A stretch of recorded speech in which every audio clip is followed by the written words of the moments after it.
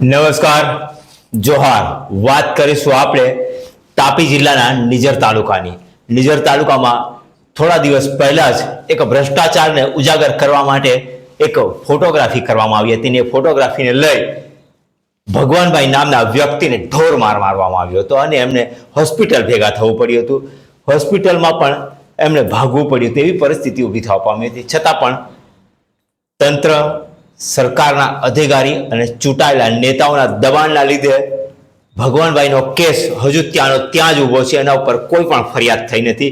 ગત થોડા દિવસ અગાઉ એક ફરિયાદ લઈને, મોરચો લઈને આવેદનપત્ર ડીવાયએસપી ઓફિસ, કલેક્ટર ઓફિસ બધાને રજૂઆત કરવામાં આવી હતી.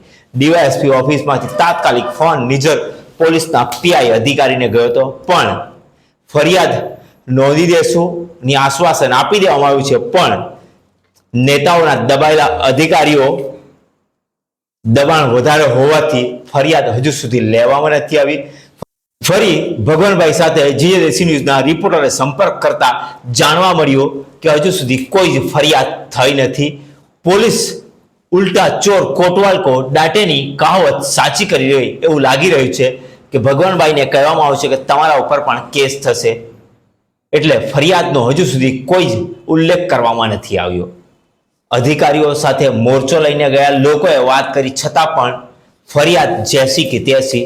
હજુ સુધી પોલીસના આકાઓ ફરિયાદ આપશે, ફરિયાદ લેવાનો હુકમ કરશે તેની રાહ જોઈને બેઠા છે નીચલા અધિકારીઓ.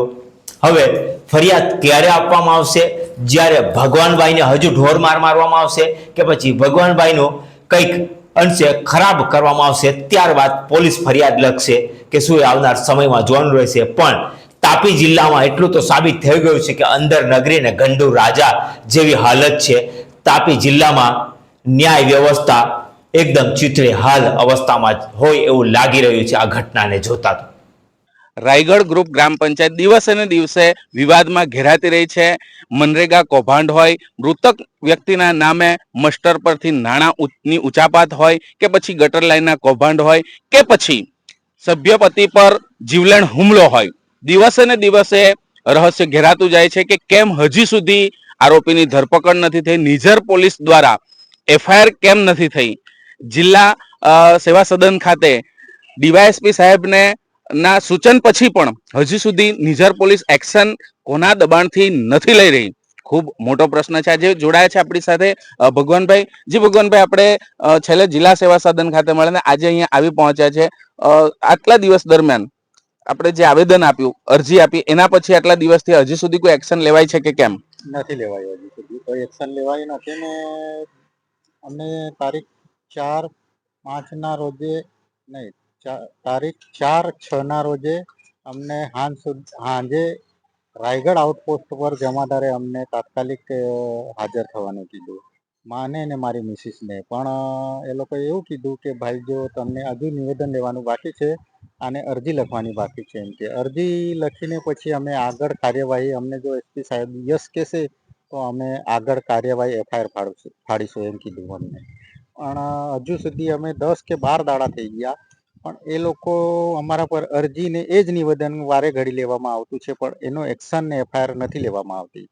અને જે ખુલ્લેઆમ અમને સરપંચ ને 2-3 જણા સાગરિકો જે મારી ગયેલા છે, એ અમારા ઘરના સામે કાયમ એ લોકો સવાર સાંજ સુધીમાં ફર્યા કરતા છે એમ. આ સંદર્ભમાં આપે પોલીસ ખાતાને જ્યારે રજૂઆત કરી હતી ત્યારે આપે સુરક્ષા પણ માંગી હતી. શું આપને સુરક્ષા મળી છે ખરી? નથી, આજ દિન સુધી અમને કઈ સુરક્ષા બી નથી મળી ને એ લોકોએ અમને બાહેધરી બી આપેલી કે અમે ત્યાં 2 ગાર્ડ મૂકીશું, પણ આજ દિન સુધી અમને કઈ ગાર્ડ બી નથી મૂકવામાં આવ્યો ને કઈ ધ્યાન બી નથી આપવામાં આવ્યું. આ બધા પાછળનું જે ભગવાનભાઈ કારણ શું હોય છે કે આટલું બધું દાબ દબાણ કોના દ્વારા કરવામાં આવતું હશે ને કેમ હજી સુધી કોઈ એક્શન લેવાય નથી? એક્શન એવું કે ભાઈ અહીં એમાં એવું લાગતું છે કે ભાઈ મોટા મોટા રાજકારણીઓ એમાં સામેલ છે એવું લાગતું છે મને, ને એ લોકો દબાણ આપતા છે એવું લાગે મને. અચ્છા, એ સિવાય મનરેગા કૌભાંડ આજે આપ જણાવી રહ્યા છો, આપની પાસે પુરાવા પણ છે, તો શું એનામાં કોઈ એક્શન લેવામાં આવી કે કેમ? આજ દિન સુધી કોઈએ ટીડીઓ કે પછી વિકાસ કમિશનર કે પછી તલાટી કે પછી ડીડીઓ સાહેબ કે પછી કલેક્ટર સાહેબ, આજ દિન સુધી કોઈએ એમાં એક્શન લેવામાં આવી નથી. પુરાવા આપીને છતાં એ લોકો કઈ ધ્યાન નથી આપેલું છે ને એને દબાવવામાં આવેલું છે. મનરેગા કૌભાંડ જે રાયગઢ ગ્રુપ ગ્રામ પંચાયતમાં થયા એમાં કઈ કઈ પ્રકારના ભ્રષ્ટાચાર થયા છે એવો આપનો આક્ષેપ છે? એમાં મનરેગામાં બહુ બધા પ્રકારના ભ્રષ્ટાચાર છે. કઈ ચેક ડેમ વાળા છે, રસ્તાઓ છે, પછી કઈ જમીન લેવલિંગનું કામ છે. ફક્ત કાગળિયા પર લખવામાં આવે છે ને મોટા મોટા જે પૈસાવાળા છે એ જો એજન્ટો છે આ લોકોના, એ લોકોના ઘરના જેટલા બી સભ્ય છે એ લોકોના ખાતામાં પૈસા પડાવવામાં આવે છે અને ઉપાડવામાં આવે છે. તો ક્યાંક ને ક્યાંક આપની પર જે હુમલો થયો કે પછી જે પણ અત્યારે કાર્યવાહી નથી થઈ રહી એનું પાછળનું મુખ્ય કારણ આ મનરેગા હોઈ શકે? જી હા, એ મનરેગા છે એનું મુખ્ય કારણ.